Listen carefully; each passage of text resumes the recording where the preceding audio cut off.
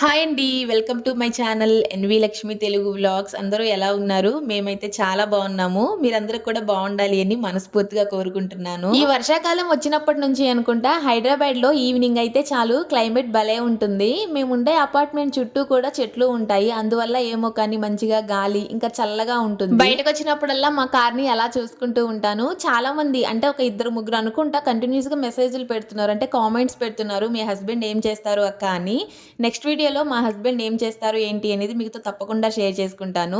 ఈ వీడియోలో అయితే నాది మా హస్బెండ్‌ది లవ్ మ్యారేజా? అరేంజ్డ్ మ్యారేజా? అసలు మా రిలేషన్ ఎలా స్టార్ట్ అయింది? మాకు ఎలా మ్యారేజ్ అయ్యింది అనేది మీతోటి అయితే షేర్ చేసుకుంటాను. ఫుల్ వీడియో చూడడానికి ట్రై చేయండి అబ్బా. అలానే వీడియో మొత్తం చూసిన తర్వాత మీకు నచ్చితేనే చిన్న లైక్ చేసి మన ఛానల్‌ని సబ్స్క్రైబ్ కూడా చేసుకోండి. ఈ మధ్య మా ఆయన అయితే నైట్ టైంలోనే డ్యూటీకి వెళ్తున్నాడనమాట. ఇంకా డ్యూటీకి వెళ్ళేటప్పుడు ఫుడ్ తిని వెళ్తారు కదా అని ప్రతిరోజు కూడా డిన్నర్ అయితే ఎర్లీగానే చేయడానికి ట్రై చేస్తున్నాను. ఇంకా ఈరోజు మా పాప అంటే చిన్న పాప ఏంటో గానీ ఈవినింగ్ టైంలో పడుకుంది. ఇంకా సర్లే తను పడుకుంది కదా అని ఇంక ఈరోజు అయితే 6:30 కల్లా డిన్నర్ అయితే కంప్లీట్ చేసేసాను. ఇంకా అప్పటికే టైం చాలా అయిపోయింది కదా, వంట కూడా ఎలానే అయిపోయింది కదా అని మా హస్బెండ్ని లేపడానికి వెళ్తే మత్తుగా పడుకుని ఉన్నారు చిన్న పాప మా ఆయన ఇద్దరు కూడా. సర్లే కొంచెం లేట్గా వెళ్ళినా ఏమవుతుందిలే అన్నట్టుగా వాళ్ళనైతే డిస్టర్బ్ చేయాలని లేదు. దట్టు నాకు కూడా మార్నింగ్ నుంచి వంట చేసుకున్న అంట్లు తిన్న అంట్లు అవన్నీ షింకులో అలానే ఉండిపోయాయి. మళ్ళీ చిన్న పాప లేస్తే ఈ పనులన్నీ చేసుకోవడం నాకు కుదరదులే అన్నట్టుగా ఇంకా వాళ్ళిద్దరూ లేచేలోపు త్వరగా అంట్లయితే కడిగేసేసుకున్నాను. నాకైతే ఒకసారి కాదు 2 సార్లు కాదండి చాలా సార్లు అనిపిస్తది. ఏంటి అంటే కొన్ని రిలేషన్స్‌ని మనమే తగిలించుకుంటామా? లేదు అంటే దేవుడు మనకు అలా తగిలిచ్చేస్తాడా అనేది నాకు కొంచెం కూడా అర్థం కాదు. ఇప్పటికి అంటే మా ఇద్దరికి మ్యారేజ్ అయ్యి 6 ఇయర్స్. ఈ 6 ఇయర్స్‌లో కూడా నేను చాలా సార్లు అనుకున్నాను. అసలు మా ఆయనకి నాకు ఎందుకు పెళ్ళయింది? ఎలా పెళ్ళయింది? జస్ట్ క్యాజువల్‌గా స్టార్ట్ అయిన మా రిలేషను ఎంత సీరియస్ అయిపోయింది అంటే ఇంకా కొన్ని పర్సనల్ విషయాల్ని మనము యూట్యూబ్‌లో పెట్టుకోలేము కాబట్టి అంత డిస్కస్ చేసుకోలేము. జస్ట్ మా ఆయన నాకు అంటే ఫస్ట్ టైం మెసేజ్ చేసినప్పుడు విల్ యూ మ్యారీ మీ అని చేశాడండి.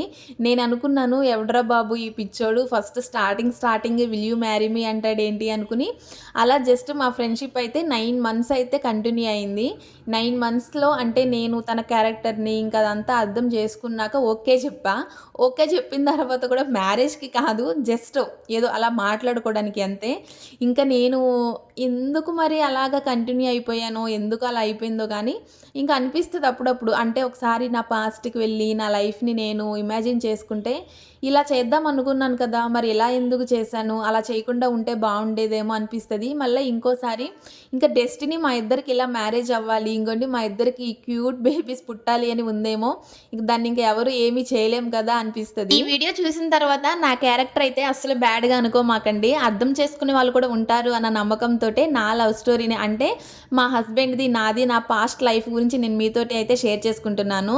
అపార్థం చేసుకునే వాళ్ళు అంటే మిస్‌అండర్‌స్టాండింగ్ చేసుకునేవాళ్ళు ఎలా అయినా చేసుకుంటారు. అండర్‌స్టాండింగ్ చేసుకునే వాళ్ళు కూడా ఉంటారు అన్న ఉద్దేశంతోటే మీతోటి ఈ విషయాన్ని షేర్ చేసుకుంటాను. లైఫ్‌లో ఎప్పుడైనా సరే మనం అనుకున్నవి అనుకున్నట్టుగా అయితే అస్సలు జరగవండి. అంటే అన్నీ అని చెప్పట్లేదు. కొన్ని అనమాట.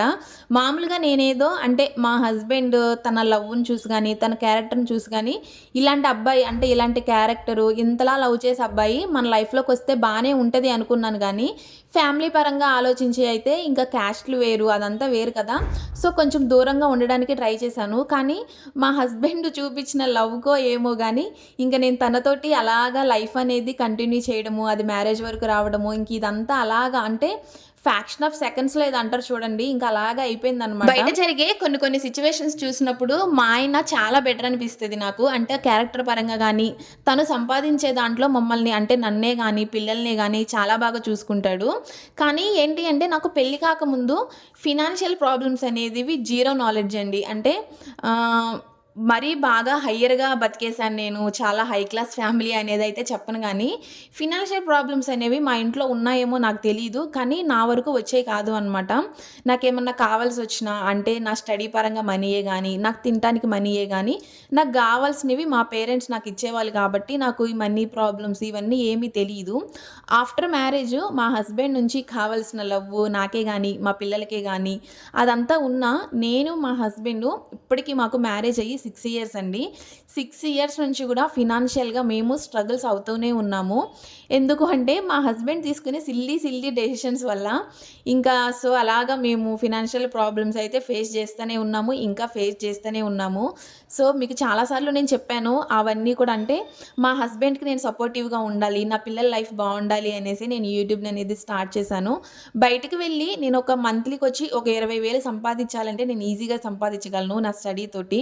బట్ అలా కాదు నా లైఫ్. అంటే నా స్టడీ తగ్గ సాలరీ అయితే అది ఖచ్చితంగా గాదు. కానీ అలా అని ఓకే. తప్పదు అనుకుని వెళ్ళినా, నా పిల్లల్ని చూసుకోవాలి అండ్ ఫినాన్షియల్ సపోర్ట్ కూడా ఉండాలి మా హస్బెండ్‌కి. అంటే ఏం చేయాలి అన్న ఉద్దేశంతో యూట్యూబ్ అయితే స్టార్ట్ చేశాను. ఇంకా మీ అందరికీ కూడా అర్థమైపోయి ఉంటుంది. మాది లవ్ మ్యారేజ్ అని, అది కూడా ఇంటర్ కాస్ట్ మ్యారేజ్ అని. మా మ్యారేజ్ అవ్వడానికి పెద్ద యుద్ధాలైతే ఏమీ జరగలేదులెండి. ఇంకా అలాగా సింపుల్‌గా అయితే జరిగిపోయింది.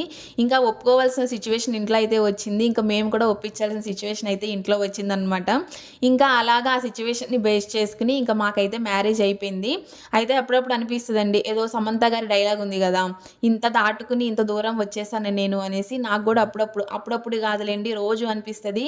అంత మంచిగా ఉండే నేను ఇంత దూరం ఎలా వచ్చాను అసలు? ఎందుకు ఇలా చేశాను అని నాకు చాలా సార్లు అనిపిస్తది. నేను ఇలా చెప్తుంటే మీరందరూ నేను మా ఆయనతోటి హ్యాపీగా లేనేమో అనుకుంటారు. అలా ఏం లేదండి. నేను, మా ఆయన, మా ఇద్దరు పిల్లలము 100% హ్యాపీగా ఉన్నాము. ఓకేలేండి. ఇంకా కమింగ్ వీడియోస్‌లో అయితే నా పాస్ట్ లైఫ్ గురించి, నా ప్రెజెంట్ లైఫ్ గురించి, ఇంకా మా లవ్ స్టోరీ గురించి చాలా విషయాలైతే మీతోటి షేర్ చేసుకుంటాను. ఈ రోజు నైట్ డిన్నర్‌లోకైతే టమాటా కర్రీ చేశాను. ప్రతిరోజు మా ఆయన డ్యూటీకి వెళ్ళేటప్పుడు డిన్నర్ చేసే వెళ్తాడు. ఇంకా ఈ రోజు కూడా చేసి వెళ్తాడేమో అన్నట్టుగా టమాటా కర్రీ చేశాను. తనేమో తినకుండా వెళ్ళిపోయాడు. అదేమన్నంటే ఆఫ్టర్‌నూన్ తిన్నది ఇంకా డైజెస్ట్ అవ్వలేదు అన్నాడు. ఇంకా ఏం చేస్తాం చెప్పండి. తను వెళ్ళిపోయిన తర్వాత చిన్న పాపకి స్నానం చేపిచ్చేసి తనకి ఫుడ్ పెట్టేసి నేను పెద్ద పాప కూడా ఫుడ్ తినేసాము. పిల్లలిద్దరిని పడుకోబెట్టడానికి నాకైతే 11:30 అయిందండి. వాళ్ళిద్దరు మెలకువగా ఉన్నప్పుడు నాకు పనులు చేసుకోవడానికి అస్సలు అవ్వదు చిన్న పాపతోటి. ఇంకా వాళ్ళిద్దరు కూడా పడుకునే వరకు వెయిట్ చేసి ఇంక వాళ్ళు పడుకున్న తర్వాత ఇంకా ఎర్లీ మార్నింగ్ అంటే శుక్రవారం కాబట్టి నెక్స్ట్ డే ఇంకా శుక్రవారం పూజ చేసుకోవాలి కాబట్టి పూజా రూము ఇంకా ఇంటి మొత్తాన్ని కూడా క్లీన్ చేసే పడుకున్నాను. మళ్ళీ మార్నింగ్ లేచిన తర్వాత పూజ చేయాలి, ఇంటి పని చేయాలి. ఇవన్నీ అంటే నాతోటి అవ్వదు. చాలా టైం పట్టేస్తుంది అనేసి ఇంకా నైటే అన్ని పనులు చేసేసుకొని పడుకున్నాను. నేను పడుకునేసరికి కరెక్ట్‌గా అయితే 11:55 అయిందండి. నేను బెడ్ మీద అంటే వెళ్ళిన తర్వాత ఫోన్ చూస్తే. ఇంకా ఇంతేనండి ఈ వ్లాగ్ అయితే. మీకు నచ్చితే మాత్రం తప్పకుండా ఒక చిన్న లైక్ అయితే చేసి మన ఛానల్‌ని సబ్స్క్రైబ్ చేసుకోవడం మాత్రం మర్చిపోవద్దు. అయితే పూజా రూమ్ అంతా క్లీన్ చేశాను గానీ దేవుని ఫోటోలు అది అంతా కూడా శుక్రవారం తీయకూడదు కాబట్టి దేవుని ఫోటోల వరకు పూజా రూమ్ వరకే క్లీన్ చేశాను. ఇంకా దేవునికి యూజ్ చేసే సామాను ఇదంతా ఉంటది కదండీ! రాగి, ఇత్తడి అవి మాత్రం క్లీన్ చేయలేకపోయాను. అప్పటికే నా ఐస్ బాగా రెడ్‌గా అయిపోయాయి. ఎందుకులే బెటర్ ఇంకా మార్నింగ్ క్లీన్ చేసుకోవచ్చులే అనేసి ఇంకా ఆ రాగి, ఇత్తడి సామాన్లు క్లీన్ చేయడానికి నిమ్మకాయలు, చింతపండు ఇది లిక్విడ్ అయితే రెడీ చేసేసుకొని ఇంకా నేనైతే గ్యాస్ స్టవ్ ఇంకా అవన్నీ ఆఫ్ చేశానా లేదా అని నేనైతే డైలీ చెక్ చేసుకుంటానండి ఇది.